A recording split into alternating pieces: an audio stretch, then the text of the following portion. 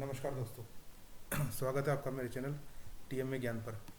और जैसा कि आपको पता है कि इनकम टैक्स एक्ट 2025 1 अप्रैल 2026 से शुरू होने जा रहा है, जो कि ऑलरेडी नोटिफाई हो चुका है। और जैसे कि हमने अपने पिछले वीडियो में बात करी थी कि हम इनकम टैक्स से रिलेटेड जो भी चेंजेस आ रहे हैं वन बाई वन वो सीरीज की फॉर्म में लेके आ रहे हैं।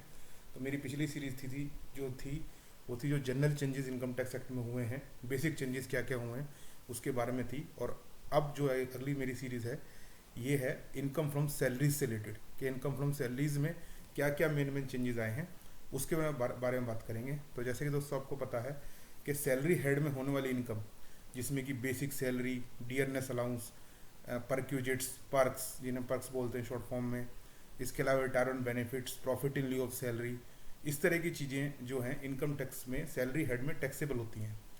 तो वैसे तो ज़्यादा कुछ चेंजेस नहीं हैं, जो पहले वाले इनकम फ्रॉम सैलरीज में टैक्सेबिलिटी थी ही उसी को ही कंटिन्यू किया गया है इनकम टैक्स 2025 में।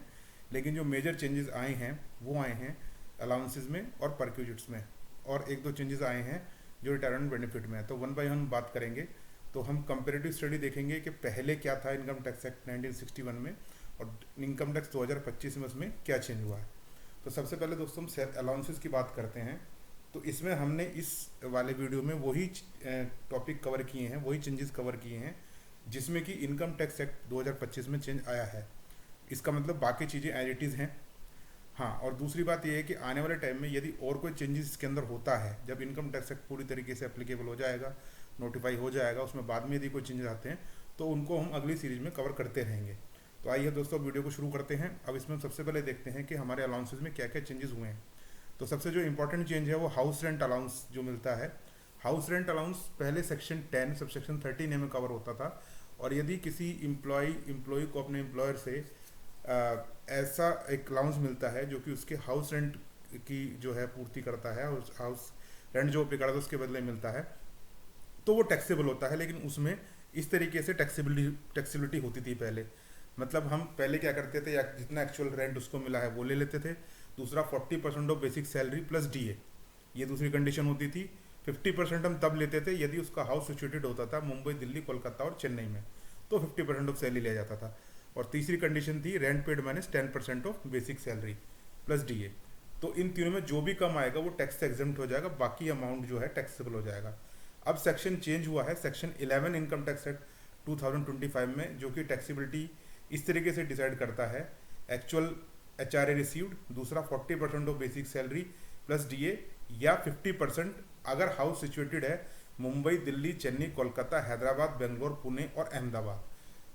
तो यानी कि इंपॉर्टेंट चेंज यहाँ पे क्या हुआ है, 4 नई सिटीज़ ऐड किए गए हैं, हैदराबाद, बेंगलोर, पुणे, अहमदाबाद।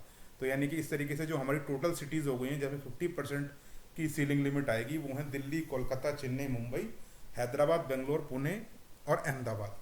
तो यहाँ पे 50% की सीलिंग ली जाएगी। तीसरी कंडीशन सेम ही है, rent paid minus 10% of the basic salary. तो ये एक इंपॉर्टेंट चेंज हुआ है HRA की टैक्सेबिलिटी में। यानी कि अगर आप HRA किसी को कैलकुलेट करेंगे तो आप 50% लेंगे। उसमें 4 नई सिटी ऐड हुई है, बाकी सब सेम रहेगा। एक चीज़ यहाँ पे ध्यान रखिएगा कि जो अलाउंसेस की एग्जम्पशन हमें मिल रही है वो इनकम टैक्स के ओल्ड रिजीम में ही मिल रही है। तो आपको ये पता ही है कि इनकम टैक्स में 2 तरह के रिजीम चल रहे हैं सैलरी हेड में, एक ओल्ड रिजीम और एक न्यू रिजीम। तो अगर हम न्यू रिजीम ऑप्ट करते हैं तो वहाँ पे हमें किसी भी तरह के अलाउंसेस वगैरह की एग्जम्पशन नहीं मिलेगी, वहाँ पे फ्लैट रेट से सैलरी टैक्सेबल होगी। आने वाले वीडियो में हम जो है थोड़ा सा इन ओल्ड रिजीम और न्यू रिजीम के बारे में भी बात करेंगे। तो अगर आप ओल्ड रिजीम ऑप्ट करते हैं तो आपको इसकी एग्जम्पशन इस तरीके से मिलेगी। नेक्स्ट दूसरा दोस्तों, children education allowance section 10 sub section 14 second में एग्जम्पशन जो मिलती थी वो मिलती थी पहले 100 रुपीज़ पर मंथ पर चाइल्ड अप टू 2 चिल्ड्रन, जो कि एनहेंस होकर कर दी गई है exemption up to ₹3000 per month पर चाइल्ड, मैक्सिमम 2 चिल्ड्रन। तो यानी कि एग्जम्पशन लिमिट में यहाँ पे चेंज हो गया है। तो जो पहले 100 रुपये की एग्जम्पशन थी वो बढ़ा के 2900 से बढ़ा के 3000 पर मंथ पर चाइल्ड तक कर दी गई है। तो इसका बेनिफिट हम इस तरीके से ले सकते हैं। Next transport allowance. Transport allowance की एग्जम्पशन मिलती थी जो कि फिजिकली हैंडीकैप्ड एम्प्लॉई हैं, उनको ऑफिस आने जाने के लिए, कॉम्पिटिशन के लिए ट्रांसपोर्ट अलाउंस की एग्जम्पशन मिलती थी। ठीक है, तो वो पहले जो थी इनकम टैक्स 1961 में 3200 पर मंथ पर एम्प्लॉय, 3200 पर मंथ जो थी फिजिकल हैंडीकैप्ड एम्प्लॉय को मिलती थी, जो कि अब बढ़ा के 15,000 plus DA per month. Metro cities में और 8,000 plus DA per month in other cities में कर दी गई है। सेक्शन 11 इसका जो है नया सेक्शन है इनकम टैक्स एक्ट में, तो यहाँ भी एग्जेम्पशन लिमिट में काफ़ी चेंज किया गया है। ठीक है, नेक्स्ट है ट्रांसपोर्टेशन अलाउंस, जो कि ऐसे एम्प्लॉयज़ को मिलता है जो कि मोस्टली ट्रांसपोर्ट डिपार्टमेंट में काम करते हैं।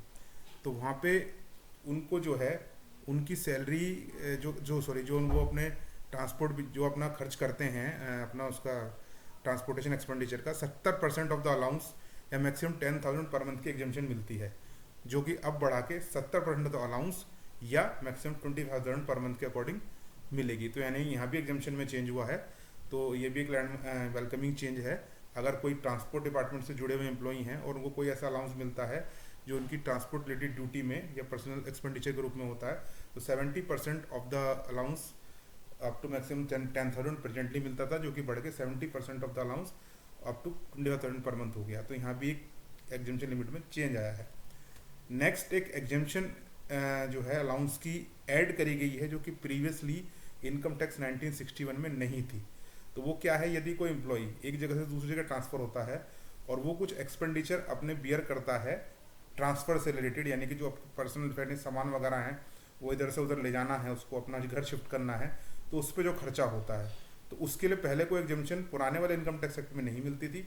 यहाँ पे जितना भी एक्चुअल एक्सपेंडिचर हुआ है उसकी पूरी की पूरी वो एग्जेम्पशन अपने सैलरी इनकम में से क्लेम कर देंगे। तो ये एक वेलकमिंग चेंज है जो कि पहले नहीं था, तो अब इसको इंक्लूड किया गया है नए इनकम टैक्स एक्ट 2025 में। नेक्स्ट स्पेशल कंपनसेटरी अलाउंस, जो कि हिली एरिया में हमारे एम्प्लॉय काम करते हैं लेकिन वहाँ पे कुछ सर्टेन कंडीशंस भी उसके ऊपर एप्लीकेबल होती हैं।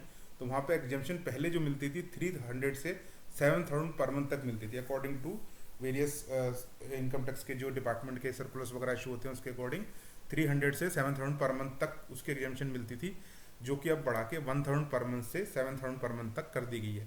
तो यहाँ भी इनकम टैक्स की जो है सीलिंग लिमिट में, अलाउंस की सीलिंग लिमिट में चेंज किया गया है, यानी कि टैक्सेबिलिटी इस हिसाब से कैलकुलेट होगी।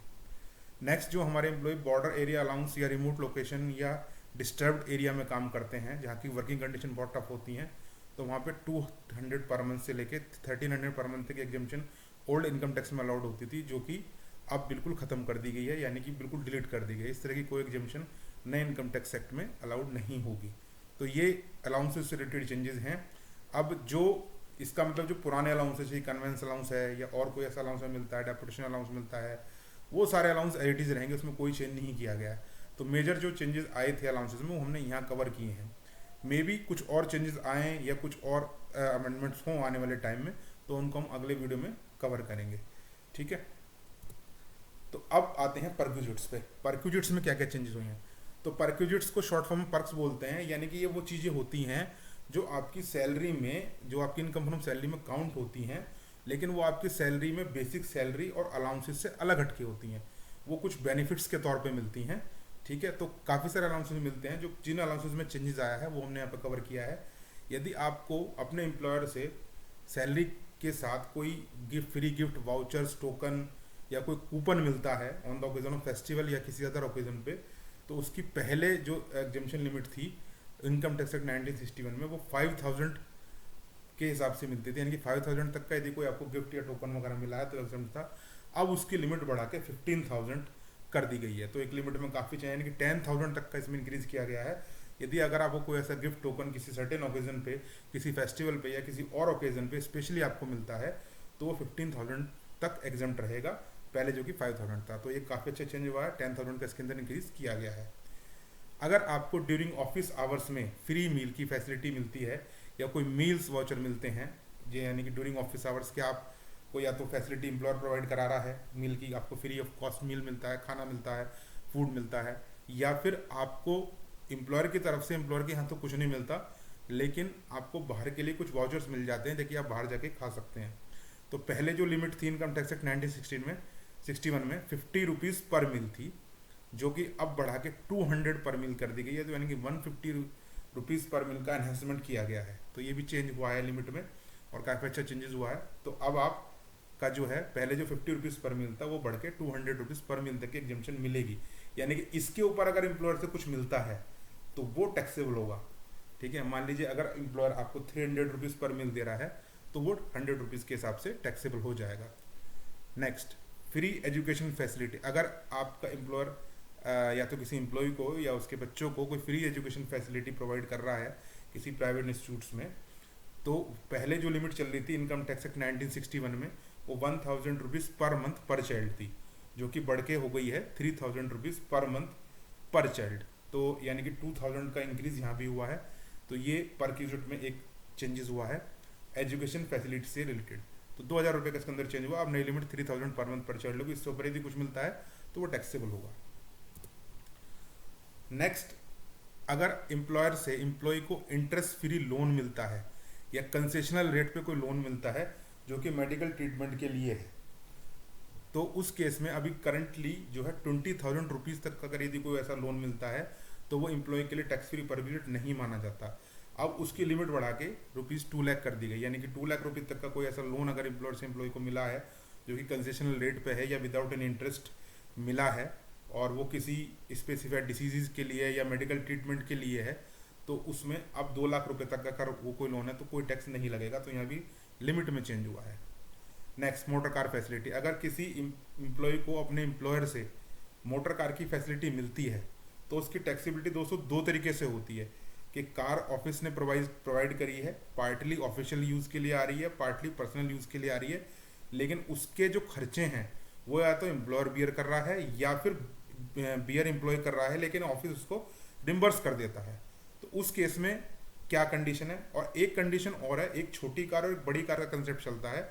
यदि कोई कार 1.6 लीटर्स क्यूबिक कैपेसिटी से, उसकी जो इंजन की कैपेसिटी है उससे कम होती है या उसके बराबर होती है तो छोटी कार कहलाई जाती है, और यदि 1.6 लीटर की इंजन की कैपेसिटी या उससे ज़्यादा होती है तो वो बड़ी कार कहलाई जाती है। तो पहली कंडीशन क्या है? अभी करंट इनकम टैक्स एक्ट 1961 में यदि कोई छोटी कार मिली है और उसके खर्चे या तो एम्प्लॉयर बियर कर रहा है या रिम्बर्स कर देता है और पार्टली ऑफिशियल और पार्टली पर्सनल पर्पज के लिए यूज होती है, तो 1800 रुपये पर मंथ छोटी कार के लिए और 2400 रुपये पर मंथ बड़ी कार के लिए जो है छूट मिली हुई है। यानी कि उससे ऊपर का यदि कोई खर्चा एम्प्लॉयर करता है तो टैक्सेबल होगा। यदि ड्राइवर भी साथ में प्रोवाइड किया गया है तो 900 रुपीज़ और जोड़ लीजिए, तो यानी कि 1800 प्लस 900 और 2400 प्लस 900 यदि ड्राइवर मिला है। यदि ड्राइवर नहीं मिला है तो 18 और 2400 रुपये। अब इस लिमिट में चेंज हो गया है। इस लिमिट में क्या चेंज आया है? 5000 पर मंथ यदि छोटी कार है, प्लस 3000 रुपये ड्राइवर के, और 7000 पर मंथ यदि बड़ी कार है और 3000 रुपये ड्राइवर के यदि मिलते हैं तो जोड़ लीजिए। तो 5 + 3 8000 रुपये छोटी कार के लिए और 7 + 3 यानी कि 10,000 रुपये बड़ी कार के लिए जो है आपकी इनकम टैक्स में एग्जेम्पशन मिलेगी यदि मोटर कार की फैसिलिटी प्रोवाइड करी गई है, और वो पार्टली ऑफिशियल और पार्टली पर्सनल पर्पज के लिए है, और उसके एक्सपेंडिचर एम्प्लॉयर या तो बियर कर रहा है या एम्प्लॉय को रिम्बर्स कर देता है। अब कंडीशन दूसरी देखिए, करंट इनकम टैक्स में यदि मोटर कार की फैसिलिटी मिलती है, ठीक है, लेकिन उसके खर्चे या मेंटेनेंस एम्प्लॉय बियर करता है, तो करंटली जो एग्जेम्पशन है वो 600 रुपये छोटी कार के लिए और 900 रुपये बड़ी कार के लिए, प्लस 900 रुपये ड्राइवर के, अगर ड्राइवर मिलता है तो इस तरीके से एग्जेम्पशन मिलती है, जो कि अब इनकम टैक्स एक्ट 2025 में 2000 पर मंथ छोटी कार के लिए और 3000 पर मंथ बड़ी कार के लिए, प्लस 3000 पर मंथ जो है ड्राइवर के लिए। तो यानी कि 3 + 2 5 या 3 + 3 6000 पर मंथ की एग्जेम्पशन मिलेगी। तो यहाँ भी लिमिट में चेंज कर दिया गया है, और जो कि अब इस हिसाब से टैक्सेबिलिटी होगी। तो अब अगर हम कार की फैसिलिटी प्रोवाइड करते हैं तो ये देखना पड़ेगा कि कौन उसकी एक्सपेंडिचर बियर कर रहा है, कौन सी कार है, ड्राइवर है या नहीं है, उसके अकॉर्डिंगली टैक्सेबिलिटी उसकी कैलकुलेट करी जाएगी। तो ये ध्यान रखना पड़ेगा। अगर एक कार के अलावा कोई दूसरा व्हीकल भी दिया है तो वो फुल्ली टैक्सेबल उसके अंदर रहेगा। ठीक है, तो दोस्तों परक्यूट में यही था। परक्यूट्स में जो मेनली चेंजेस आए थे वो हमने डिस्कस कर लिए। ठीक है, अब तीसरे नंबर पे, और जो कि लास्ट हमारे आज के वीडियो का टॉपिक है, changes in the retirement benefits. तो रिटायरमेंट बेनिफिट्स में जो है बाकी जो ग्रेचुइटी, लीव इनकैशमेंट हैं, वो सब एज इट इज़ पहले की तरह है, उसमें कोई चेंज नहीं है। हाँ, ग्रेचुइटी और लीव इनकैशमेंट में सैलरी से रिलेटेड जो नए लेबर रूल्स आए हैं उनको इम्प्लीमेंट करने की कोशिश करी गई है, जिसमें कि मेनली ये बताया गया बेसिक सैलरी और 50% अप टू DA की एक सीलिंग फिक्स करी गई है।